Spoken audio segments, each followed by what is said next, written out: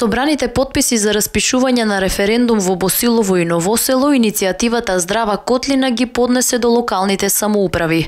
Паралелно тие остварија средба со градоначалниците, на кој дополнително се разговарало за идните чекори по ова прашање, односно свикувањето на итна седница во рок од 3 дена, на која ќе се донесе понатамошна одлука околу одржувањето на референдуми. Ги доставивме потписите од она што беше собрано од изминативе денови по 115 потписи за општина Босилово и општина Ново село.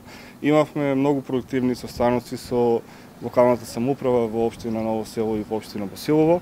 Се сретнавме со градоначалниците и имавме увид директно со нив. Видовме дека има позитивен пристап од нивна страна и видовме дека има слух, за народот, потребите за народот.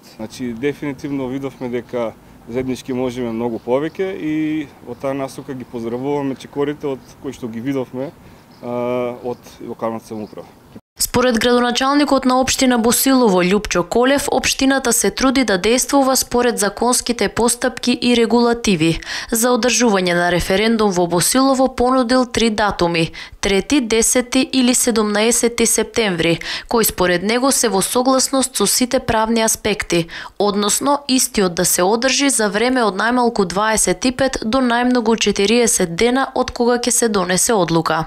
Ние како општина, јас како градоначалник, со службите им ги предочивме сите аспекти и инсистиравме на тоа дека мора да одеме по законските постапки и процедури кои се пропишени со законската регулатива кај нас, пред се законот за референдум.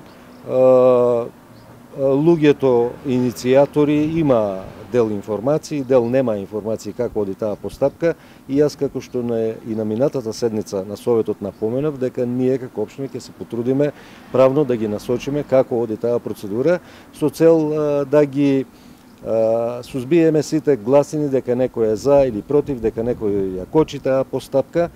Кампањата на екоактивистите од југоистокот на Македонија против отворањето на нови рудници, за кои сметаат дека се најголема опасност, досега издействуваа за одржување референдуми во Гевгелија и Богданци, а во периодот кој следува за или против рудникот Казандол ќе се изјаснуваат жителите на Валандово и Дојран.